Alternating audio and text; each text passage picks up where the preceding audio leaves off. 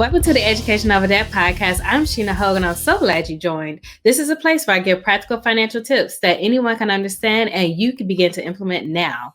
Season 3, we will have a guest sharing with you their money story and provide tips for young professionals as they transition into adulthood. My hope is that you leave this conversation with a new tip, strategy, or perspective that you can begin to implement now. The Education Over Debt podcast is now streaming on Spotify, so be sure to check us out there and become a monthly subscriber for as little as 99 cents per month. And if you haven't visited our website, visit us at educationoverdebt.com to learn more about what we're doing in the community and learn how you could be a supporter. Today's guest is Ms. Airian McDuffie. Airian is a licensed realtor in Illinois and Georgia, a landlord and investor. She brings a wealth of knowledge and expertise about buying and selling real estate. She exercises professionalism, confidentiality, and other ethical essentials vital to real estate. Her market knowledge, analytical skills, work ethic, strategy, and resourcefulness is unmatched. Airian is passionate about creating wealth for others through real estate and business ownership. Please help me welcome to the show, Miss Airian McDuffie. Hi, Airian. How are you doing today? Hello, Sheena. How are you? Thank you for having me today. Thank you for joining. I'm so excited to have you here. I always like to share with my guests how I met my guests. So Airian is a member of Phi Kappa Omega chapter in Chicago, and that's how we first met and really just been supportive to each other over the years. And we grew a friendship as such. And I'm so glad to have you here with me, Airian. Oh, well, thank you so much. I'm honored. So help me understand a little bit about what shaped your money thoughts and what got you into real estate. Well, money. Um, I believe like most of us, our initial thoughts toward money comes from childhood in the home. So I would say my parents shaped my initial thought process toward money. Um, and it was some also a thought process that I had to undo. So my parents taught go to school, get a job, go to school, get a job, go to school, get a job. So the financial portion of it was never necessarily taught, but I guess saving was a lesson in the household. So was not overspending and hmm, and not spending lavishly, uh, to say the least. And now that I've reshaped my thought process toward money, I would say that my parents' ideology toward money was kind of like afraid of it in a way, and unconsciously. So I had to undo some predisposed, unconscious thoughts toward money. But now, um, actually, I walked into passive income by the way of ownership of a multi-unit property, and I still was not extremely financially literate, and just the passive income was like mind blowing to me. So that kind of opened my eyes up to you don't have to solely rely on one source of income. Income does not necessarily have to be, it can be passive. Um, and yeah, since then, I've been a serial entrepreneur. I have multiple sources of income, and my thought process toward money is a more positive and very intentional thought process toward money. It's not necessarily unconscious, like, oh, money is the root of all evil type of thought process. It's more so money is a tool, um, to do other things, and also it is a and you should not be afraid of it or be undeserving of it. So I had to kind of intentionally shape my thought process toward money as of recent, maybe in the last 3 years. Some more things that have added to my current perspective toward money was just reprogramming my mindset, like I've mentioned, and some of these books were to help. We have Think and Grow Rich by Napoleon Hill. The Alchemist. It's not necessarily about money, but it definitely encourages you to open up your mind to different perspectives and looking at things differently. Wealth is a choice, and this is by James Studinger. Wealth is a choice. Choose wisely because wealth is actually a choice. Ask and it is given. This is not necessarily focused on money, but it definitely goes hand in hand. And that is by Esther and Jerry Hicks. And then last but not least, You Can Heal Your Life by Louise L. Hay. She actually mentions money in here, but she does like a holistic view. But one of the things that she touched on is like undoing those predisposed thought processes toward money, like money doesn't grow on trees, or what was it? I can't find it right now, but it's in here and it's definitely like pertaining to money. And sometimes we feel like we're undeserving because of those predisposed perceptions Yeah. toward money. So yeah. Yeah, that's so true. I think those are awesome good books that you've highlighted there. I read, I think Think and Grow Rich, and I don't think I read The Alchemist yet, but yeah, those are awesome, really good books. And really, it is, I think, important that you kind of understand what your money story is. What are your thoughts about money? Where did you get those thoughts from? And then do you need to reshape or reinvent those thoughts to achieve the wealth that you want to have or the lifestyle that you want to have moving forward? So yeah, those are all very good books and highlights for shaping your money story. Yes, yes, yes. You mentioned that you got into passive income with real estate investing. Share a little bit with me your journey in getting into real estate investing and buying a multi-unit place. Well, I would say when your time is right, your time is right. So initially, I watched my brother own a 6 unit, I believe. He owned a 6 unit, and I was about maybe 13 years old.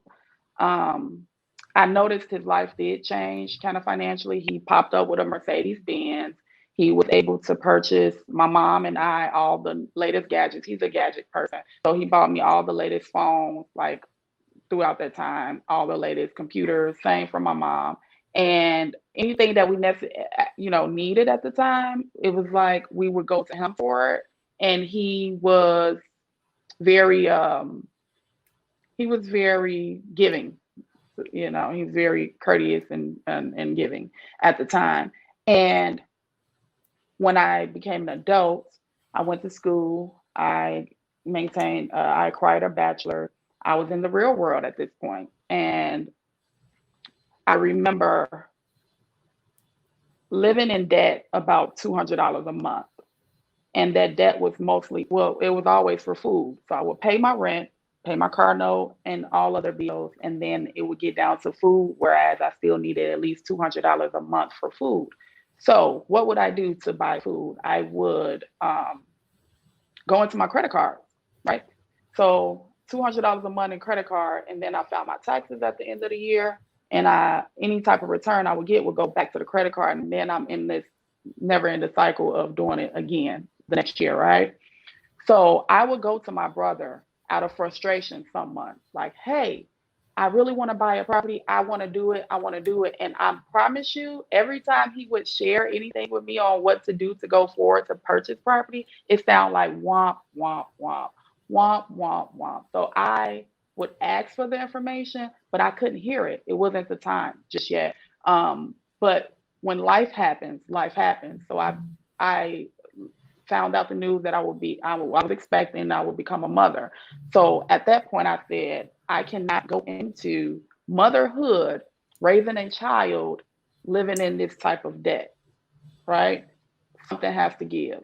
So at that life changing moment, I was better able to hear the information and better receive and apply the information at that point. So that was a life changing point, and it also pushed me to home ownership. I think by the time I closed, my son was 1 month. So all throughout my pregnancy, I was in a full time graduate program, um, and looking for a home, and also working 40 hours a week along with the internship. So I was ready to make a life changing decision. Most of it I was on my own because the people around me did not believe in ownership. They were more so trying to scare me out of it, if anything. So I had to definitely take that journey alone. And it was one of the best decisions I made. So I ended up purchasing a 4 unit. Um, a 4 unit, and I would say it pays for itself, and I lived rent free. So Okay. Now in Chicago, I'm back in Charlotte, and so the real estate market is really tough right now, or it's a seller's market. So people are really, I think, overpricing some things. Is it like that in Chicago? And then how are you encouraging people, coaching people if they do want to buy these multi-unit right now during this market time in Chicago? so I believe my story is very touching. The story I just shared, and that usually moves people. And I can say maybe like prior to last year, but like 2 years before that, that was my pitch. That was my success story. That was my inspiration to help people purchase multi units. I have not been using that story since the turn of the most recent market. The market fluctuates, Mhm. it's up and down, left and right. And at this time, I would only encourage a multi unit if and only if that person, the income from the multi unit covers the mortgage and they can live close to rent free, depending on their own goals as well. Because the market rent is going up as well. So sometimes you can still get in the same live rent free situation, but the numbers have to make sense. The numbers have to make sense. And it is not just a Charlotte issue. It's not just a Chicago issue. This is nationwide. So the inventory is low. We have Mhm. about 1% inventory, which anything under 3% is a seller's market. Around 3 to 4 is kind of neutral. Anything over 4 and up is a buyer's market. And the inventory that we only have about 6 months worth of inventory. So we only have enough for 6 months of purchasing.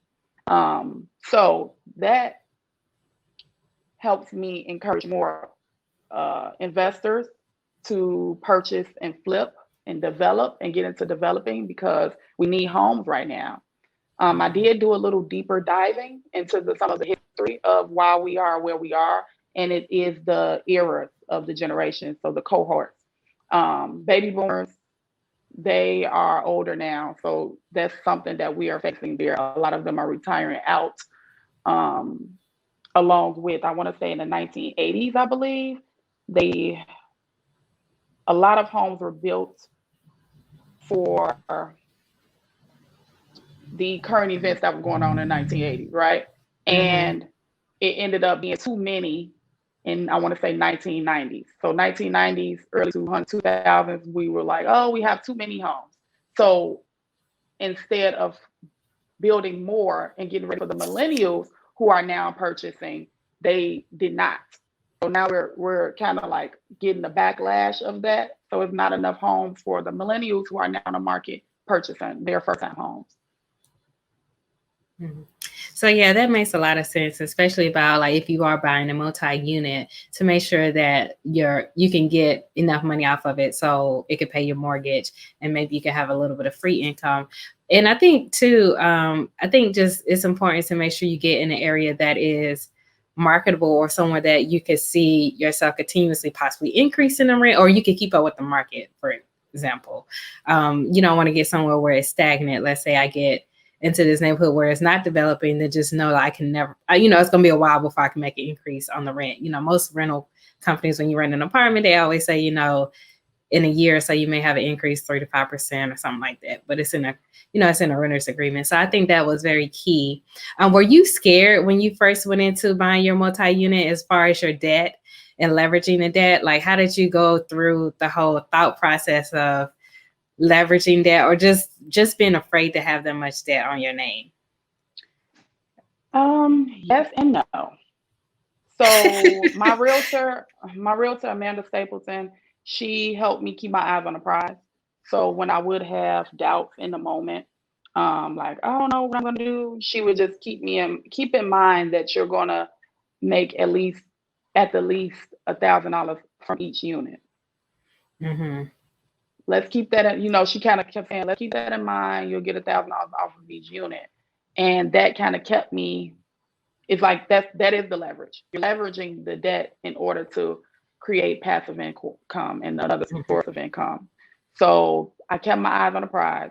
I went in still financially illiterate. I also did not fully understand my loan. So I'm, as a realtor now, I'm very, very adamant on my clients knowing and understanding their loan product, Mhm. Mhm. knowing and understanding what that looks like for them every month. And also, before we purchase, they have a exit plan, whether it's refinance in 1 or 2 years, whether it's moving 4 or 5 years, or what have you. I want them to have an exit Mhm. plan because I did not. And of course, if I knew then what I knew now, I would have maybe refinanced before I left my 9 to 5. A whole bunch of other things. So I Mhm. want my clients to have a plan, an exit plan, or some type of plan to better leverage their, even if like equity is going up crazy right now. Mhm. I had someone who purchased less than a year ago, and I believe they have about $50,000 in equity.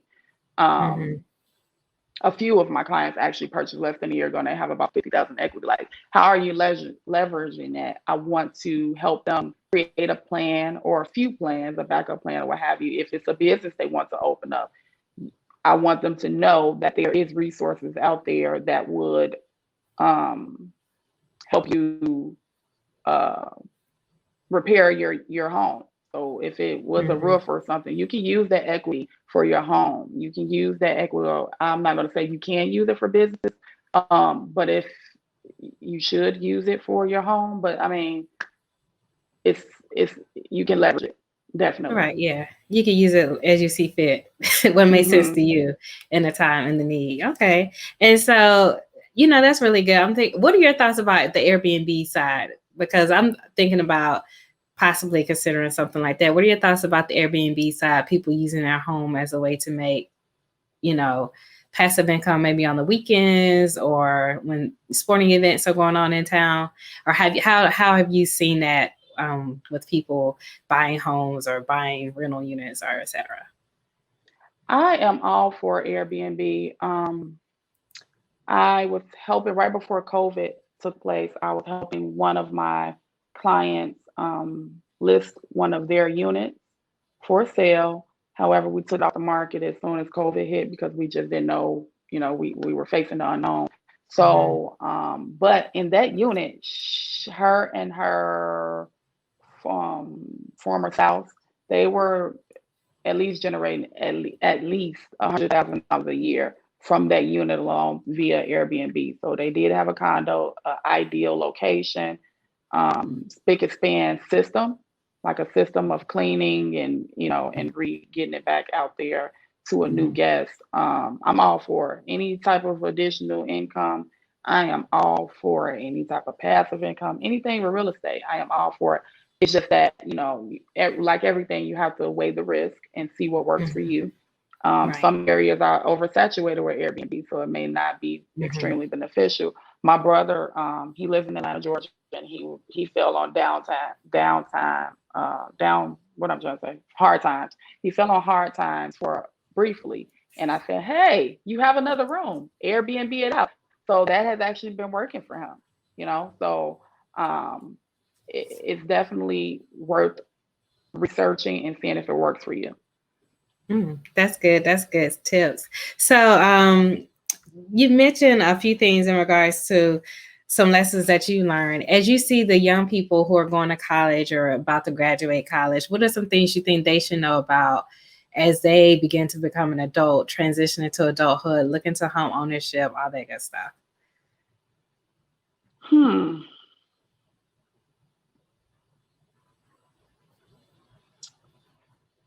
Well, being being forward focused, really assessing, and I know it's such a hard space to be at because between 18 to 22, you probably don't know exactly what you want to do with your life. And it's Mhm. but you do want to make the best decisions to um, be ready to pivot into whatever it is that you end up doing. So I would strongly suggest, just say you want to be a doctor. Great. Go to school to be a doctor, but also take like a business class. So that way, whatever it is that you are passionate about, you do know how to turn it into a business. Mm-hmm. So marketing, also take a business class. So that way you know how to turn your marketing passion into a business when that time comes, if that time comes. Um, I also would like to encourage them to maybe consider some investments that they can do during that time. Or and I know investing may be scary, but a lot of students have refund checks, and if I could go back and do something with the $10,000 that I get every year, was it every year or every semester? It might have Probably been every 10,000. semester. Yeah, so 10, 20. How many semesters do we have? 8, 10, 20, 30, Yeah. 40, 50, 60, 70, 80, $80,000. I Mm-hmm. don't know where that went, you know? So if, or even saving it or speaking to a financial advisor about what to do with some of that additional money after you pay your rent, you know, 'cause I know sometimes the rent has to come out of that money. Um, hmm. Anything you think they should know about getting a house, or like what they should be doing as far as, getting their credit right, saving up a certain amount for a down payment, possibly, stuff like that. Well, basic requirements is 2-year work history. Um, I think like 580 credit score, but the higher the better. I always Mm-hmm. say aim for at least 620. Um, and at least $10,000 saved up. So if you were fresh out of college and you starting this brand new entry level position, set yourself up for those 2 years after college to be able to be ready to purchase a home. So make sure your credit is right going into your entry level life, your adulthood. Um, no employment gaps for those first 2 years. Um, and save. Have at least always have at least $10,000 in your account, no matter if you're looking for a house or not. I would just say always have. What is the it's the do they say 3 months of reserves? What's a general So rule for it the finance? changes. So it changes. It used to be 3 months, then it was 6 to 9 months, then it was like a year. So it kind of changes depending on how the economy is doing. So sometimes at least 3 months is usually like the baseline, and then sometimes it Okay. goes up to 9 months So I always of your have some income. Yeah, reserves. Yeah. So I yeah. always have some reserves put away. Yeah, I think sometimes it's challenging for students to really see the purpose or the benefits of having reserves because they feel like everything is right now. They could get everything right now, just being young and not knowing that things can always change. And Yeah, so things are you have to be always mindful. changing. Yeah, you have to be mindful of the times, but also be wise when you're in times of plenty, so to speak, Hmm. and make sure you save money. Yeah, so this has been a great conversation. I am currently on the market, so keep me in your prayers. Woo! Yeah, it's been a little challenging. Something I wasn't expecting coming back to Charlotte. I like where I stayed in Chicago. So Hmm. yeah, it's a little different here in Charlotte. So we'll see what happens. If I don't get nothing now, I may wait till next year. Do they But have a? Go ahead. hopefully I can get something soon. So we'll see. Do they have a more single family homes or multi units there? So single family homes, yes, but they're, usually out in the suburbs or somewhere not as close to downtown. The townhomes are really big here, so they're building up a whole lot of townhomes, these expensive townhomes close to the downtown area. So it'll be like where I say now is a townhome. So um, to me, I mean, it's pretty good. They do good with the yard, and we got a little patio and everything like that. So it's pretty well kept. In the South, Okay. curb appeal is very big, so it's pretty much well kept. Don't have any issues. I can't really hear my neighbors too much, so the soundproofing Okay. is also pretty good. So I mean, they're legit. They cost a lot of money. The ones that they're Yeah. building now, they just cost a lot of money. So I would like to stay in this area. So we'll see what happens. If I do stay here, I am thinking of the Airbnb scenario in some type of form. I don't know exactly what yet, but it's something I am considering. So as you said, like ideal location, that really matters Yeah. because where people, where they're going to go to once they get here. And then also just the type of work that I do, Charlotte downtown is a good location because Okay. all the banks are downtown. So it just Yeah. makes sense. So yeah, we'll see what happens. But before I let you go, I always like to play or ask my guests some rapid fire questions. So I want to ask you a few. Are you ready? Go ahead. All right. So the first question is paper or plastic? Paper. What do you think is your best advice you received or your worst advice that you feel like no one should know? So, Sheena, that isn't a short answer simply because I want to, in everything that I'm a story person. So, um, everything that I'm about to say more than likely did not come from direct advice, but it definitely came from examples, right? So, and it was the best and worst in one. So my grandfather, my dad's side, he has 18 brothers and sisters. Wow, right? My mom has 8 brothers and sisters. She comes from a family of 8 brothers and sisters. And how would their parents been able to take care of so many children in the 1930s, 40s, 50s, and 60s, right? It was through real estate. It was through ownership. Um, so my grandfather on my dad's side, he's a sharecropper. And a sharecropper means you use somebody else's land and you get a portion of the proceeds, even though you're buying all the material, you're probably doing all the labor, but you're using someone else's land. Eventually, he invested $1,500 into 33 acres of land. And after that, he was able to get 100% of the revenue as opposed to sharing it with someone else on the land. So on the flip side, on my mother's side, her mother owned tax lien properties, and she had several of them throughout Chicago, and she had some in Arkansas, and she rented them out, right? So she purchased property really, really, really, really low, and she rented them out, income property, right? That's the best advice, though no one took it. So the whole entire generation of brothers and sisters did not take on that ownership, you know. And now it's on my generation, whereas my generation we are trying to own more.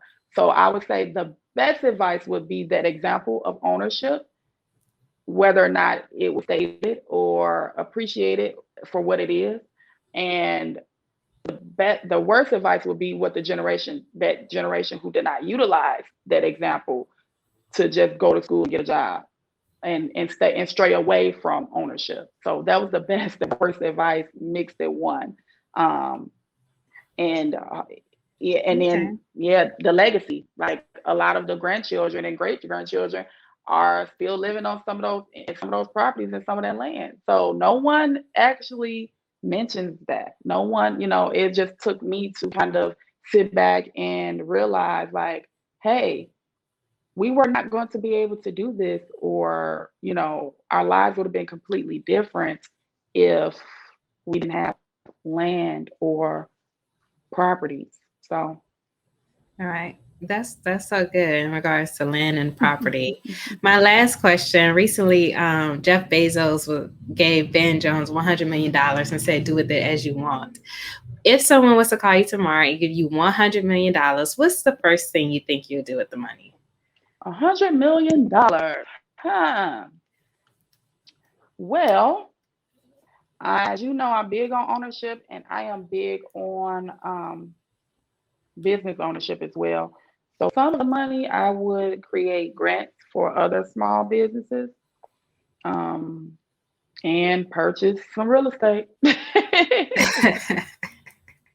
Yeah, that's good. I think those are two key things that I think will be beneficial. I was even thinking of like, how they have on HGTV, like just doing a whole community. Like if I could have my fingerprint on, let's say 5 to 10 homes or something, and I could basically create the community that I would like to see. So maybe low income, middle income, high income, but they can all live and exist in one area, and the design of the homes will all be something that I like in a sense. Yep, So um absolutely.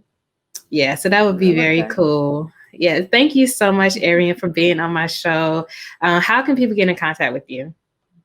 So you can follow me on Instagram. It's Airian underscore closing table. So that's AIRIAN as in Nancy S underscore closing table. I'm also on Facebook. I believe it says Airian Sage, AIRIANSAGE. And I think that's pretty much it for right now as far as contacting me. All right. Well, thank you, Airian, for being on the show. I hope you have a great day. Oh, thank you so much. Thanks for having me. You all on. All right. Bye, Airian. Bye bye. We thank our guest, Airian McDuffie, as she shared with us a lot of highlights in regards to wealth. Wealth is a choice, and real estate and investing in real estate. Just knowing that things are seasonal, and however, investing in real estate does provide you with some options that can have for generations to come. We thank our guests for joining our podcast today. If you found value in this show, please share it with someone so they can listen to it and also learn. I am Sheena Ho. Remember to live life, love life, and be well.